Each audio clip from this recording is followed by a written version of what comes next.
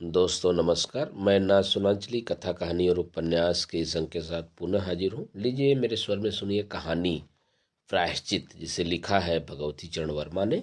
यह कहानी एक हास्य व्यंग कहानी है, तो लीजिए सुनिए।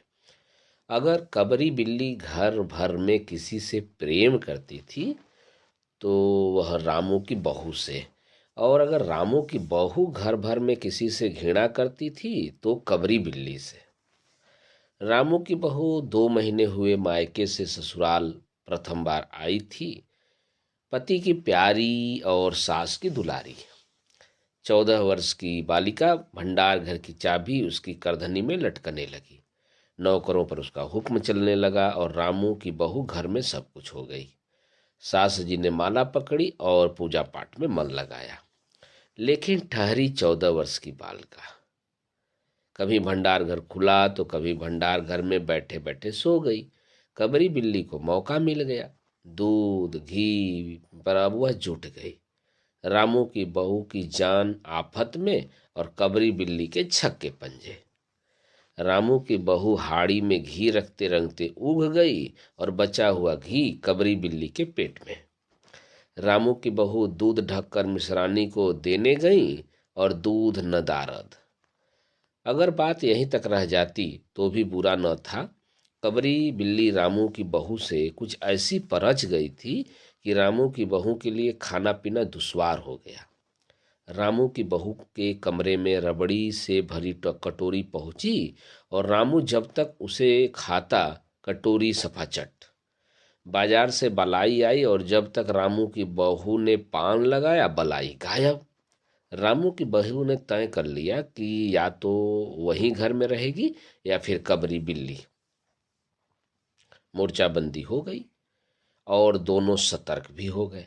बिल्ली फंसाने का कटघरा आया, उसमें दूध मलाई चूहे और भी बिल्ली को स्वादिष्ट लगने वाले विविध प्रकार के व्यंजन रखे गए, लेकिन बिल्ली ने उधर निगाह तक न डाली। इधर कबरी बिल्ली ने सरगर्मी दिखलाई। अभी तक वह रामू की बहू से डरती थी, पर अब वह साथ लग गई, लेकिन इतने फासले पर कि रामू की बहू उस पर हाथ न लगा सके। कबरी के हौसले बढ़ जाने से रामू की बहू को घर में रहना मुश्किल हो गया।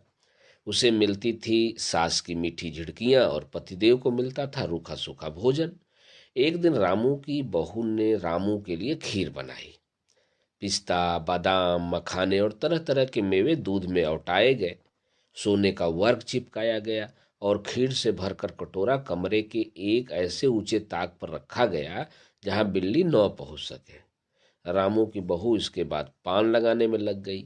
उधर बिल्ली कमरे में आई। ताक के नीचे खड़े होकर उसने ऊपर कटोरे की ओर देखा। सूंघा, माल अच्छा है। ताक की ऊंचाई अंदाजी।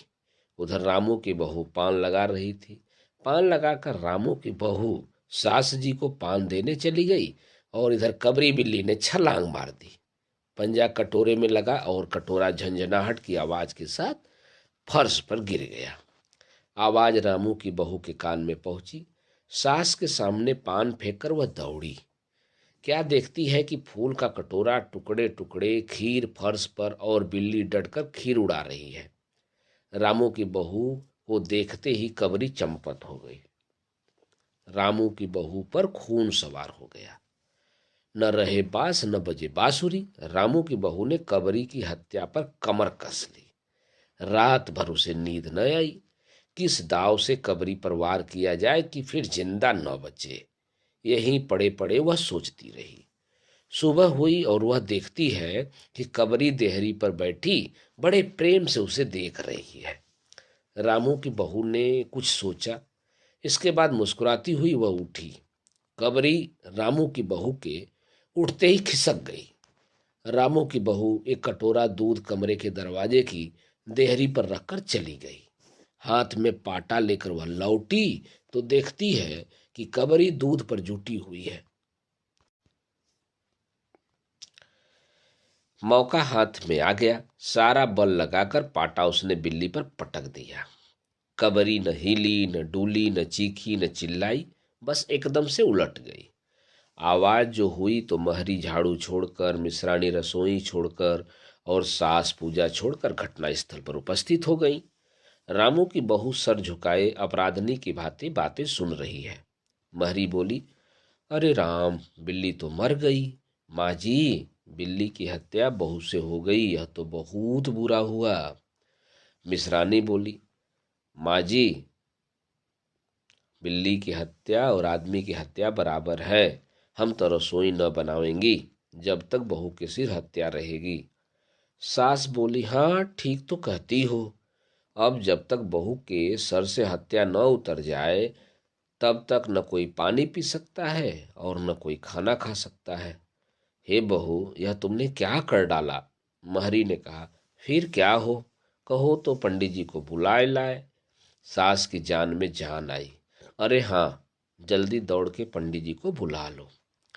बिल्ली की हत्या की खबर बिजली की तरह पड़ोस में फैल गई। पास पड़ोस की औरतों का रामू के घर तांता बध गया। चारों तरफ से प्रश्नों की बौछार और रामू की बहू सिर झुकाए बैठी। पंडित परम सुख को जब यह खबर मिली, उस समय वे पूजा कर रहे थे। खबर पाते ही वे उठ पड़े। पंडिताइन से मुस्कुराते हुए बोले, भोजन न बनाना, लाला घासीराम की पतोहू ने बिल्ली मार डाली। अब तो प्रायश्चित होगा, पकवानों पर हाथ लगेगा। पंडित परम सुख छोटे और मोटे आदमी थे। लंबाई 4 फीट 10 इंच और तोद का घेरा 58 इंच। चेहरा गोल मटोल, मूछ बड़ी बड़ी, रंग गोरा, चोटी कमर तक पहुंचती हुई। कहा जाता है कि मथुरा में जब पंसेरी खुराक वाले पंडितों को ढूंढा जाता था तो पंडित परम सुख जी को उस लिस्ट में प्रथम स्थान दिया जाता था। पंडित परम सुख पहुंचे और कोरम पूरा हुआ। पंचायत बैठी। सास जी, मिश्रानी, किस्नू की माँ, छन्नू की दादी और पंडित परम सुख। बाकी स्त्रियां बहू से सहानुभूति प्रकट कर रही थी।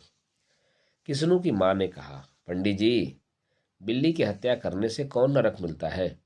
पंडित परम सुख ने पत्रा देखते हुए कहा, बिल्ली की हत्या अकेले से तो नरक का नाम नहीं बतलाया जा सकता। वह मुहूर्त भी मालूम हो जब बिल्ली की हत्या हुई हो, तब नरक का पता लग सकता है। मिश्रानी ने कहा, यही कोई 7 बजे सुबह का समय रहा होगा पंडित जी। पंडित परम सुख ने पत्रे के पन्ने उल्टे, अक्षरों पर उंगलियां चलाई, माथे पर हाथ लगाया और कुछ सोचा। चेहरे पर धुंधलापन आया, माथे पर बल पड़े, नाक कुछ सिकुड़ी और स्वर गंभीर हो गया। हरे कृष्ण, हरे कृष्ण। बहुत बुरा हुआ। प्रातःकाल ब्रह्म मुहूर्त में बिल्ली की हत्या घोर कुंभी पाक नरक का विधान है। रामू की माँ, यह तो बहुत बुरा हुआ। रामू की माँ की आंखों में आंसू आ गए। तो फिर पंडित जी, अब क्या होगा, आप ही बतलाएं। पंडित परम सुख मुस्कुराए। रामू की माँ, चिंता की कौनो बात नहीं है। हम पुरोहित फिर कौन दिन के लिए हैं? शास्त्रों में प्रायश्चित का विधान है, सो प्रायश्चित से सब कुछ ठीक हो जाएगा। रामू की माँ ने कहा, पंडित जी, इसलिए तो आपको बुलवाया था। अब आगे बतलाओ कि क्या किया जाए। किया क्या जाए, यही एक सोने की बिल्ली बनवा कर बहू से दान करवा दी जाए। जब तक बिल्ली न दे दी जाएगी तब तक तो घर अपवित्र रहेगा। बिल्ली दान देने के बाद 21 दिन का पाठ हो जाए। छन्नू की दादी बोली, हाँ और क्या पंडित जी, ठीक तो कहते हैं। बिल्ली अभी दान दे दी जाए और पाठ फिर हो जाए। रामू की माँ ने कहा, पंडित जी, कितने तोले की बिल्ली बनवाई जाए? पंडित परम सुख मुस्कुराए। अपनी तोत पर हाथ फिरते हुए उन्होंने कहा, बिल्ली कितने तोले की बनवाई जाए? अरे रामू की माँ, शास्त्रों में तो लिखा है कि बिल्ली के वजन भर सोने की बिल्ली बनवाई जाए।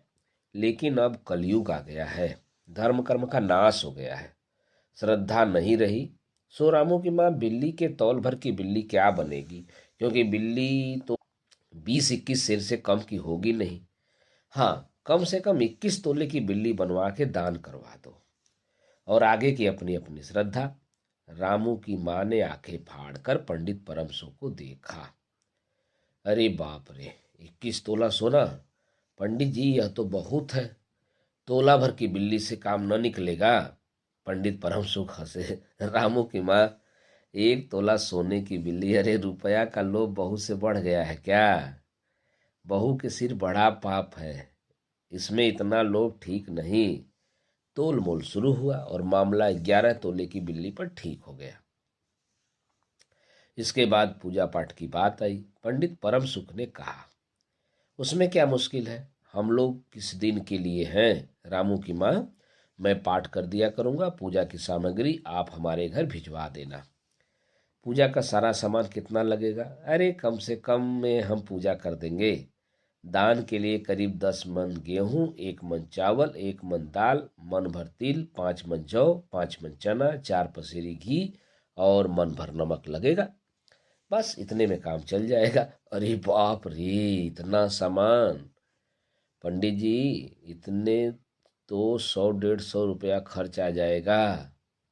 रामू की माँ ने रुआसी होकर कहा, फिर इससे कम में तो काम ना चलेगा। बिल्ली की हत्या कितना बड़ा पाप है। रामू की माँ, खर्च को देखते वक्त पहले बहू के पाप को तो देख लो। यह तो प्रायश्चित है, कोई हंसी खेल थोड़े ही है। और जैसी जिसकी मर्यादा, प्रायश्चित में उसे वैसा खर्च करना पड़ता है। आप लोग कोई ऐसे वैसे थोड़े हैं। अरे 100-150 रुपया आपके लोगों के हाथ का तो केवल मैल है। पंडित परम सुख की बात से पंच प्रभावित हुए। किस्नों की माँ ने कहा, पंडित जी ठीक तो कहते हैं, बिल्ली की हत्या ऐसा वैसा पाप थोड़ो है, बड़े पाप के लिए बड़ा खर्च भी चाहिए। छन्नू की दादी ने कहा, नहीं तो क्या, दान पुण्य से ही पाप कटते हैं, दान पुण्य में किफायत ठीक नहीं। मिश्रानी ने कहा, और फिर माँ जी, आप लोग बड़े आदमी ठहरे, इतना खर्च कौन आप लोगों को अखरेगा। रामू की माँ ने अपने चारों ओर देखा। सभी पंच पंडित जी के साथ पंडित परम सुख मुस्कुरा रहे थे। उन्होंने कहा, रामू की माँ, एक तरफ तो बहू के लिए कुंभी पाक नरक है और दूसरी तरफ तुम्हारे जिम्मे थोड़ा सा खर्चा, सो उससे मुंह न मोड़ो। एक ठंडी सांस लेते हुए रामू की माँ ने कहा, अब तो जो नाच नचाओगे नाचना ही पड़ेगा। पंडित परम सुख जरा कुछ बिगड़ कर बोले, रामू की माँ, यह तो खुशी की बात है, अगर तुम्हें अखरता है तो न करो, मैं चला। इतना कहकर पंडित जी ने पोथी पत्रा बटोर ली।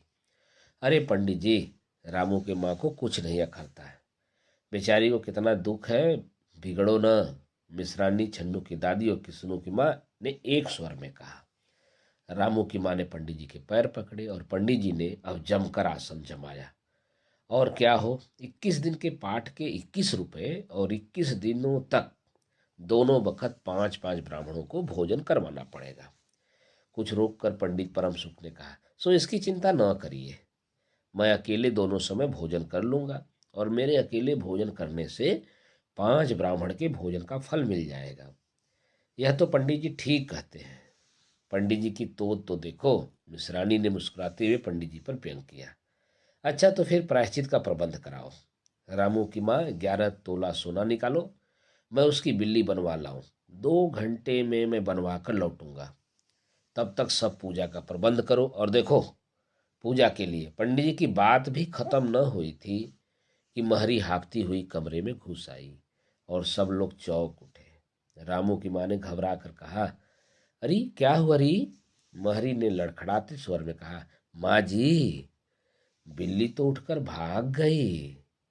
दोस्तों, अभी आप सुन रहे थे भगवती चरण वर्मा की लिखी कहानी प्रायश्चित। कहानी कैसी लगी, निश्चित रूप से आप इसे सुनकर कमेंट बॉक्स में कमेंट्स दीजिएगा। धन्यवाद।